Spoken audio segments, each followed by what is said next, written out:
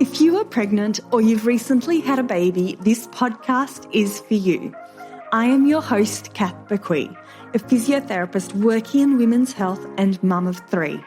Inside my online program, Fitness Mama, I just love helping support women to care for their bodies during pregnancy, prepare their bodies for birth, and support their after-birth recovery, helping them feel confident and strong inside out during this important stage of their lives. In this podcast, join me each week as we dive into all things pregnancy care, childbirth, and postnatal recovery, helping you through every step of the journey. It is absolutely possible to feel amazing and confident in our bodies during this motherhood journey, and I want that for you. Come and say hi to me on Instagram at FitnessMama, and let's dive into today's episode. Hello and welcome back to the Pregnancy, Birth and Recovery podcast. So today I chat with Lana Hirth about diet and pregnancy. So Lana is an accredited practicing dietitian and nutritionist, and she's the founder of Hello Nutrition, and she's got a brilliant podcast as well that I will link in the show notes. And Lana helps women enhance their nutrition with the power of good food to live life to the full. So in today's episode, Lana discusses why diet is so important during pregnancy, and she discusses those first important 1,000 days of life. She goes into the key nutrients that are very important for pregnant mums, goes through foods to avoid as well, and she really simplifies it here because the list can get overwhelming at times. We discuss what foods to eat, so what to include in our diet, and we also do a quick deep dive into supplements during pregnancy and common questions around the different types of supplements. So if you're pregnant or if you're planning a pregnancy, I trust you're going to love this episode today with Lana. It's the second time I've chatted with Lana. The first one was all about constipation in pregnancy, and I'll link that in the show notes too. Right, before we do dive into this episode, I invite you to come and join our free 7-day trial. If you want to reclaim your pelvic floor and strength safely, if you want to prepare your body for birth, and if you want to help boost your afterbirth recovery, then all of this is available with Fitness Mama. Join us for convenient, short, easy, quality workouts that you can do from the convenience of your home with your bubba lying next to you at the end of a long day at work, or with your toddler running around causing havoc.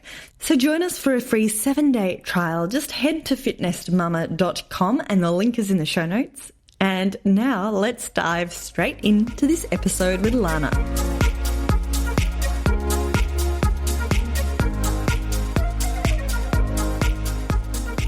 Lana, thank you so much for joining me on the Pregnancy, Birth and Recovery podcast for round 2.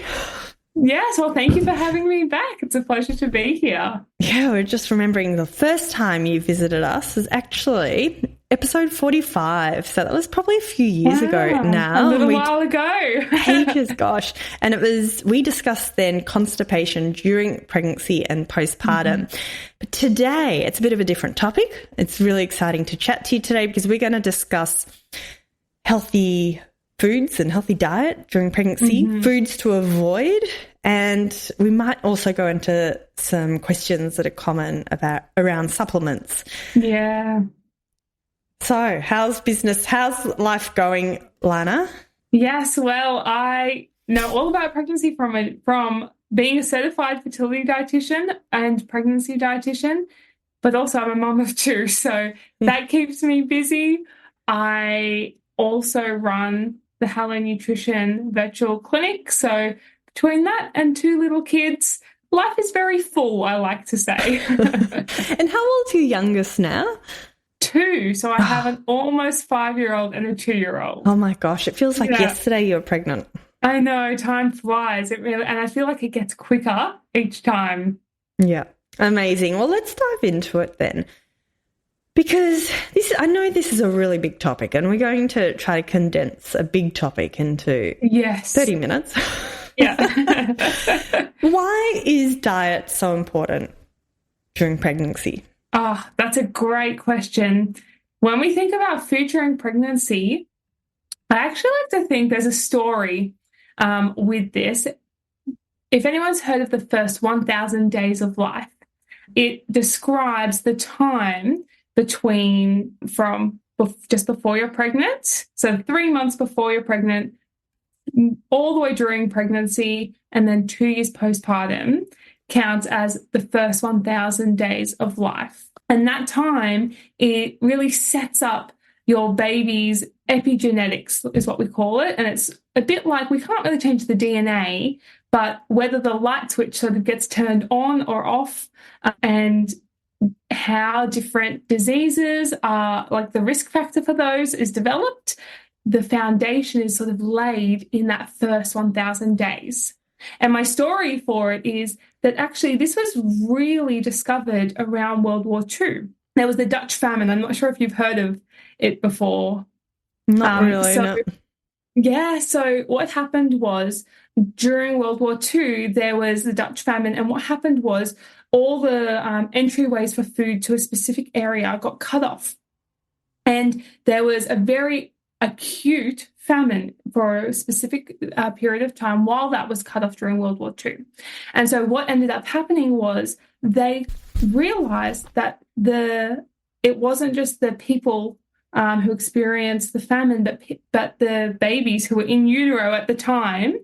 Later on down the track, they had higher rates of diabetes. They had higher rates of overweight and obesity, and even things like schizophrenia and other and depression as well, and significantly higher. Even cholesterol levels were higher. This is down in adulthood, and they traced it back to this specific time frame. And it was the first thing where they realized maybe there is something to do with nutrition having a very specific impact during this time. And that's what kicked off this research into epigenetics, the study during that first 1,000 days. And all those things you just listed is so varied, from mental health issues to cholesterol to obesity. Like it's... Yeah, it is. And it's such a broad spectrum. And often, I've worked in a range of different fields, and often, when I was seeing clients who had high cholesterol, we're trying all these different strategies. But actually now one of the reasons I work in women's health with pregnancy is because if we can catch it almost and with the right nutrition, we can set people up for life using good food. Well, that's actually one of the reasons why nutrition is so important during pregnancy. But also I think it's important for reducing your risk of complications during pregnancy. We know nutrition, just like exercise, has a really significant role in you having a healthy pregnancy. Yeah, amazing. So let's confine this, because again, I know it's a really big question, but we have also, for anyone wanting to dive into this more, done plenty of other podcast episodes on this, on the Pregnancy, Birth and Recovery podcast, but I also know Lana's got a podcast. So let's just summarize it quickly. What are the key nutrients that you believe are the most important for pregnant mums? Oh, that's a great question. The most important nutrients for pregnant mums, there's quite a lot, but if I could pick maybe let's pick out to my top 3. The first one, without a doubt, is omega-3. Omega-3 is really crucial for babies' brain development, and also helps reduce the risk of preterm birth. There's really strong evidence to show that. So getting oily fish 2 to 3 times a week, or with your healthcare professional finding a supplement that's going to give you the right amount. So omega-3s. Iron is really important as well, and iodine is another one that's really important for babies' brain development and problem-solving skills as well. There's lots that I could list, but those are 3 that just come straight off the top of my head.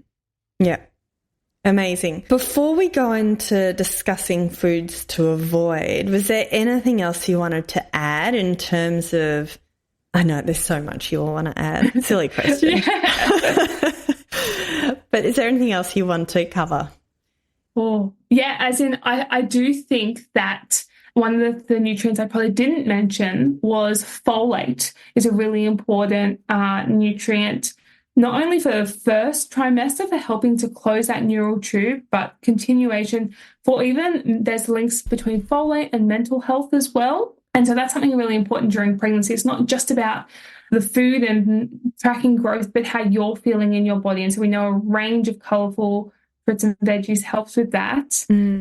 But in particular, with folate to help close that neural tube, one that many people don't know, and maybe you've talked about this on the podcast previously, is choline.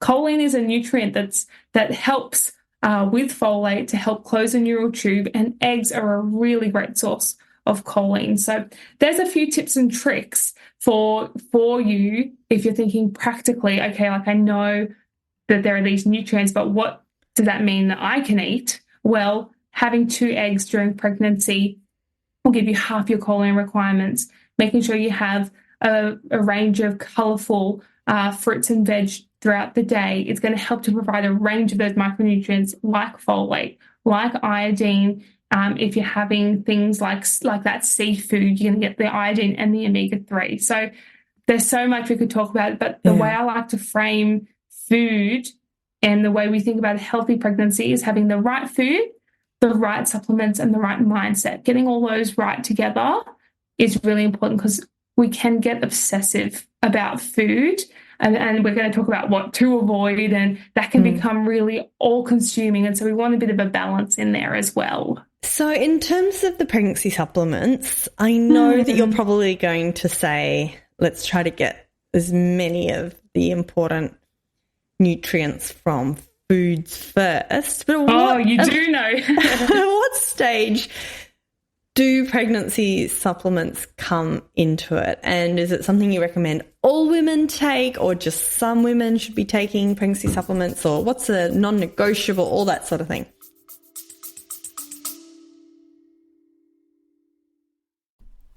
This episode is proudly brought to you by Solidea, providing all of your pregnancy and recovery support needs. Solidea's maternity range supports your changing body throughout your pregnancy and the postpartum period.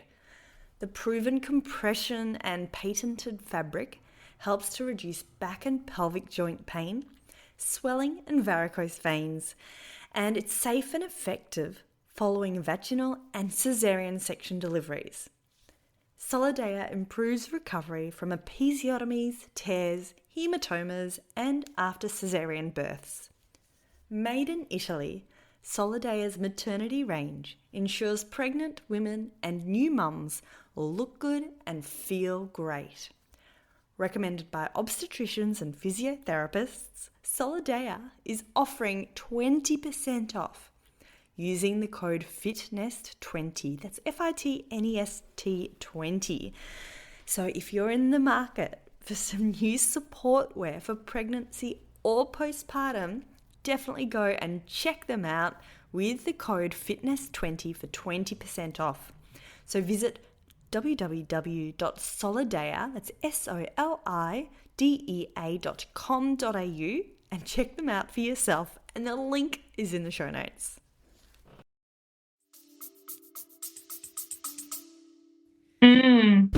So there's a few things there. I guess the first one is that there are some non-negotiables that every woman really should be taking. I agree with you that most of our food, most of the nutrients should come from food. And at the same time, we have to recognize that pregnancy is one of the times in our lives where we have the highest nutrient requirements. And so there is just some nutrients that are quite difficult to get from food alone. And so that's when we use a supplement to add in that bit extra that we can't get. And so in the National Health and Medical Research Guidelines for Australia, they say that to have folate is one of the key things, and we talked about folate being key for that neural tube closing, at least for the first trimester, to have 400 micrograms of that. Now, some people, depending on their risk of neural tube defects, different medications that they might be on, or even their body size might need a different dose of that to help have the right amount for their body. But folate is one of the key ones. As well, I would add in iodine. Your requirements go up from 150 micrograms to 220 micrograms. And so it's actually quite tricky to get that from food alone. And so that's when a supplement would come in. Okay. Now, for some women, they might need a supplement. There might be other situations where we might consider things like omega-3 and choline, and we might even think about calcium if there's a risk of preeclampsia, but that's all to be talked about with your dietitian and to be tailored specifically. Okay. Now, at the end, ladies, I've got a list of frequently asked questions in terms of supplements, like all the different types of supplements. We're going to do a quick fire session at the end of the podcast. Yeah. So let's sort of skip over the supplements now. We will come back to it though. First, now let's go into foods to avoid. Really common question. Yeah, so I'm going to try and keep this as succinct as I can. When we think about foods to avoid, it can feel like the list is quite long. And so I think we need to think about what is the riskiest thing and where do we need to be really strict and where is there a bit of flexibility. And so things to avoid when you're pregnant is obviously alcohol. I know that's a more of a drink, but it's still important to note that there is no safe level of alcohol when breastfeeding. And you might be mindful of that even in your cooking. Sometimes if you might be adding wines to different foods, sometimes all the alcohol doesn't quite get cooked off. It needs quite a few hours. So just be mindful of alcohol. That's the first one. The second one is thinking about mercury and in fish. So when we think about fish, we want to be choosing the low mercury omega and high omega-3 fish. Those fish we want to be eating in things like your salmon, your tuna, sardines, mackerel, and herring, and avoiding some of those larger deep sea fish like swordfish, for example. So that's the second one. The third one, which I know everyone's going to be thinking about, is the listeria. The foods that contain have a high risk for listeria. And that's when you get the long lists of foods to avoid. And that can feel really daunting and overwhelming. And I think something that maybe isn't included in these conversations is when it comes to listeria risk, nothing is ever, it's not a black and white thing. You can't, some foods that might be on the okay list still might contain a very small risk, but the risk is quite small, whereas something else might be a larger risk. And so it's all about, actually, when I work with clients one-on-one, it's about, sometimes we talk about what's your individual risk profile and where you feel comfortable, and we chat about making informed decisions about that. But generally speaking, we want to be thinking about avoiding raw foods, like raw seafoods in particular, unpasteurized dairy products. You might have seen there's been trends of like raw milk being consumed, and that's just not safe. And there's other foods in that long list when it comes to listeria, but it's a tricky one, isn't it? Yeah. And correct me if I'm wrong, but with the soft cheeses, is it true that Australian cheeses are pasteurized, or are there still some non-pasteurized cheeses, soft cheeses in Australia? You are correct that, I mean, there are some that are unpasteurized, but generally when you look on the label, and I would, for those listening, have a look next time you're at the shops at those soft cheeses. A lot of them are pasteurized now, but there is still a risk, and the risk comes from when you have soft cheeses, it has a lot more moisture in it than a hard cheese, and moisture is one of the things where bacteria love to grow. You think about if you have a bag of prepackaged salad, sometimes it's the moisture plus that enclosed environment that helps the bacteria to grow in something like the lettuce bags or the spinach leaves. And that's what makes it become a risk factor. So with soft cheeses, again, some people might feel comfortable having them during pregnancy. As a dietitian and from a health perspective, we generally advise people to avoid soft cheeses. But if you want to lower your risk, and the safe way to eat it during pregnancy would be to make sure it's piping hot when you eat it. So as in, if you have it cooked in something, so say ricotta, you could have that cooked, or you could have feta on top of something or in something, and you heat it, whether that's in the pot or in the oven or in the microwave. You heat it till it's really hot. That's going to help to kill some of that bacteria and reduce your risk. So again, but there are people who might want to choose to consume feta, but it's about knowing your risk, and that there is a risk when it comes to it, but you might choose to avoid other things. And yeah, it's just a bit of a balancing act, I find. Yeah. And I assume like cheeses that have been left out on a platter for hours and hours versus ones that are just, yeah. Yeah, that's right. Again, it's about, and it's the same, we say this like with sushi, you know, can you eat sushi when you go out? And there's so many factors when it comes to from the raw seafood to either the rice and the way it's stored. But I think in this listeria conversation, what ends up happening is some people might end up avoiding, say, the sushi so that they can have hot chips that have been fried in oil, because that's going to have zero listeria risk. But we need to give a bit of context. In Australia, there's about 300,000 pregnant women in Australia. And of those women, it varies, but around 10 to 12, 15 women might develop listeriosis. Yeah, right. And so yeah. When we think about that, it ends up being, I can't even remember all the zeros. It's like 0.00002%. Yeah. But if you take into consideration how many women develop gestational diabetes, yeah, it's about 53,000. And so that's closer to 17%. Yeah. And so if you can choose a place that, like if you're eating out, for example, it might be about making those informed decisions about, okay, I know this just came out the fridge. I know this has been stored really safe, or I'm out and about and I know I'm sure that this, say, sushi rice has been made fresh on the day. It hasn't been stored for ages and sitting out and not really refrigerated, and all you can see how that there's different levels of risks. It's not just black and white. And I think you get a list of red, orange, and green, and it feels very overwhelming. And then you end up wanting to just have packaged foods that may not be best for all those nutrients we were talking about earlier. So can you see how? Absolutely.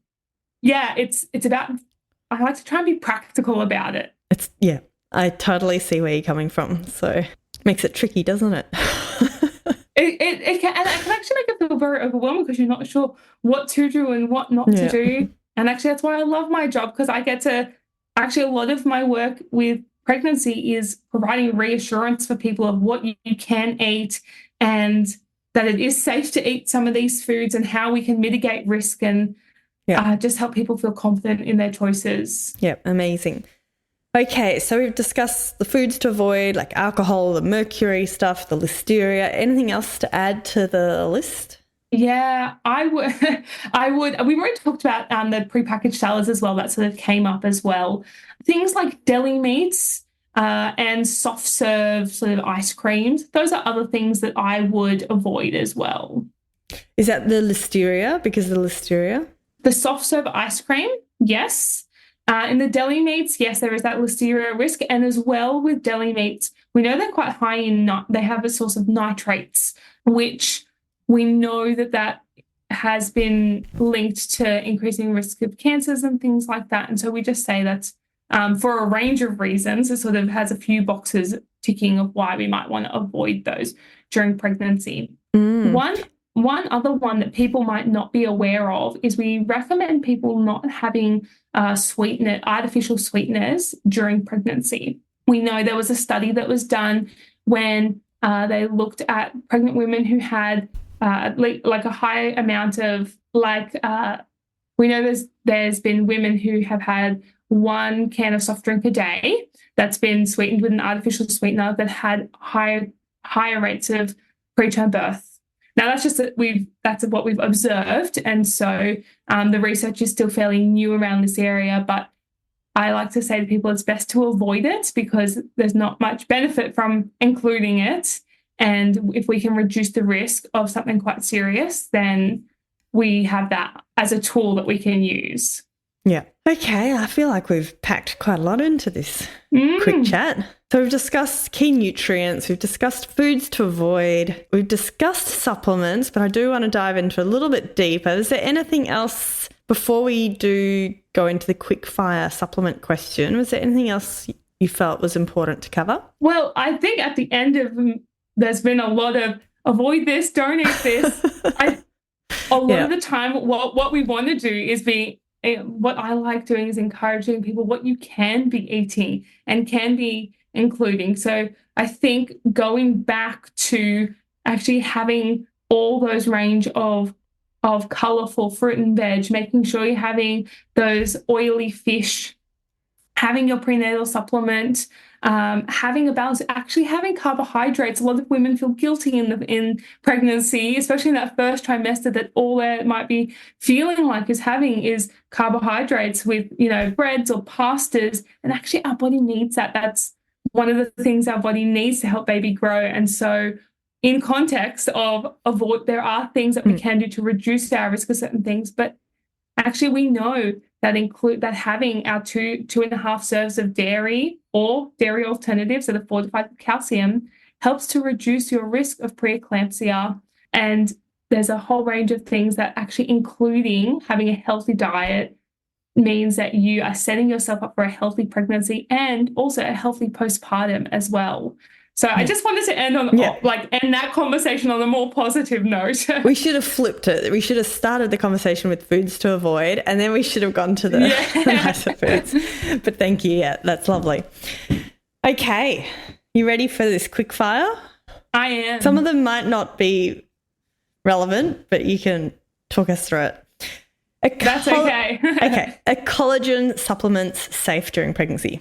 Maybe. If they're third-party tested, I don't always think they're necessary because collagen is a type of protein. And so if you're getting sufficient protein, you don't really need a collagen supplement. But if it's third-party tested, it should be safe for pregnancy.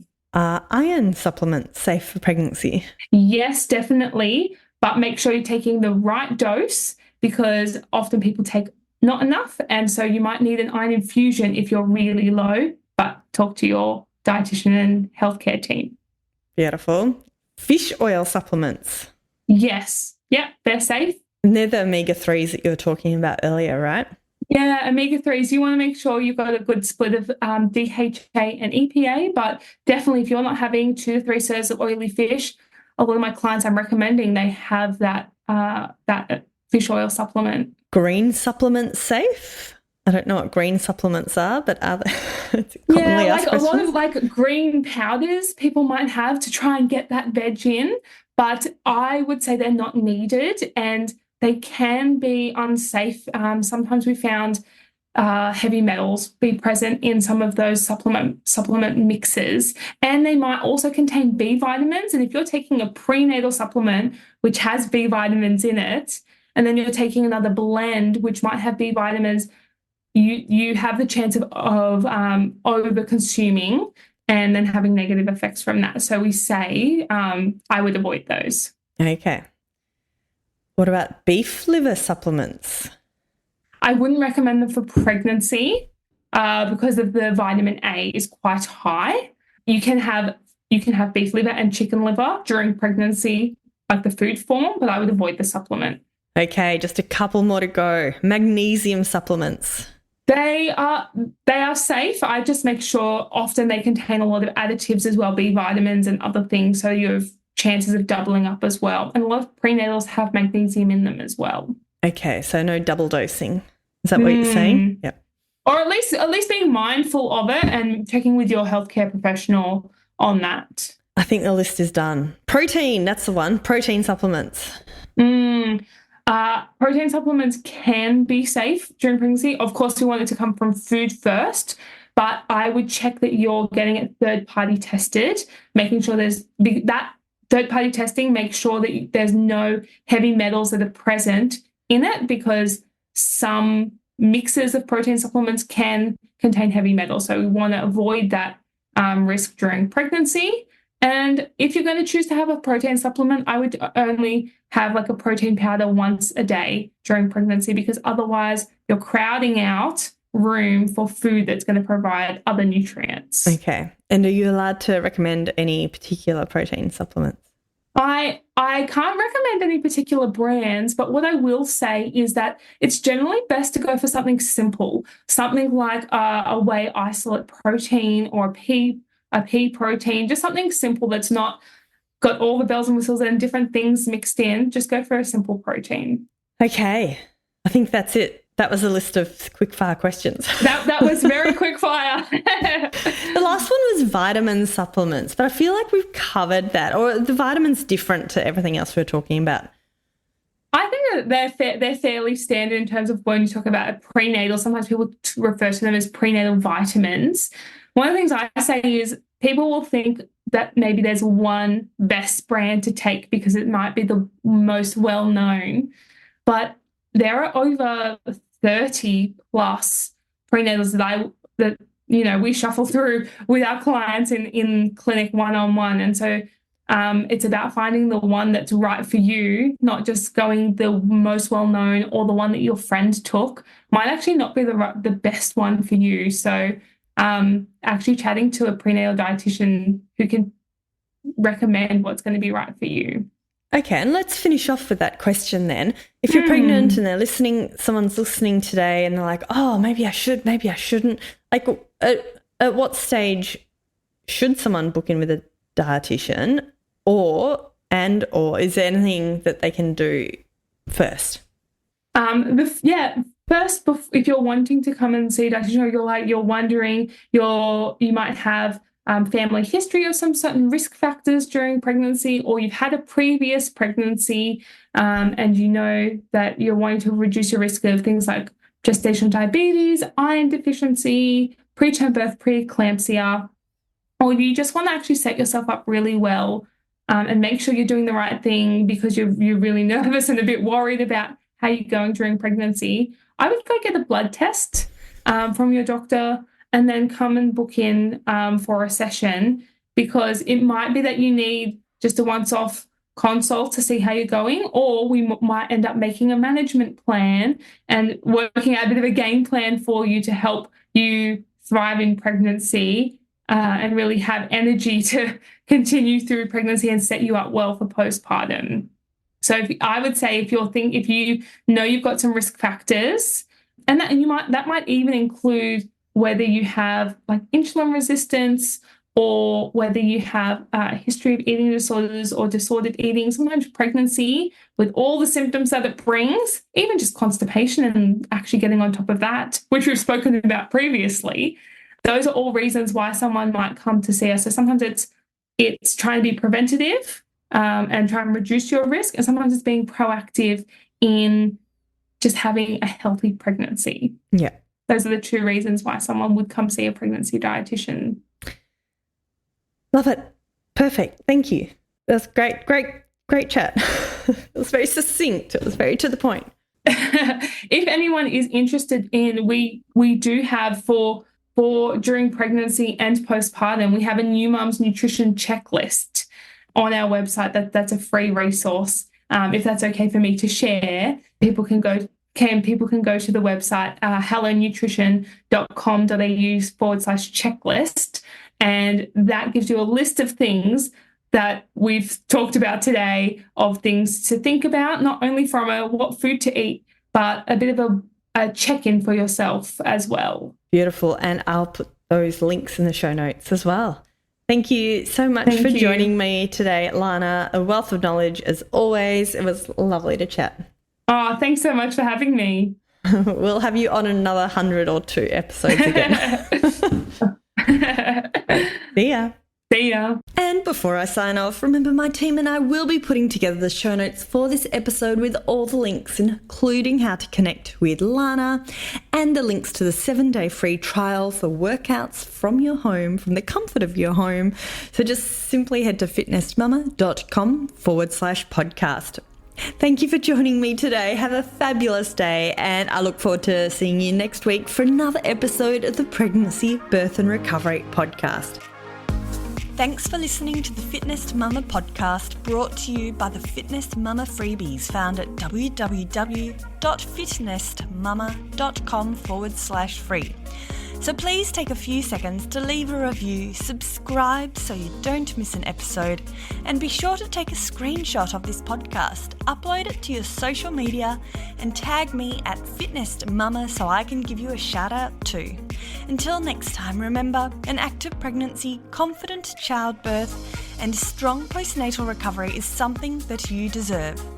Remember our disclaimer: materials and contents in this podcast are intended as general information only and shouldn't substitute any medical advice, diagnosis, or treatment. I'll see you soon.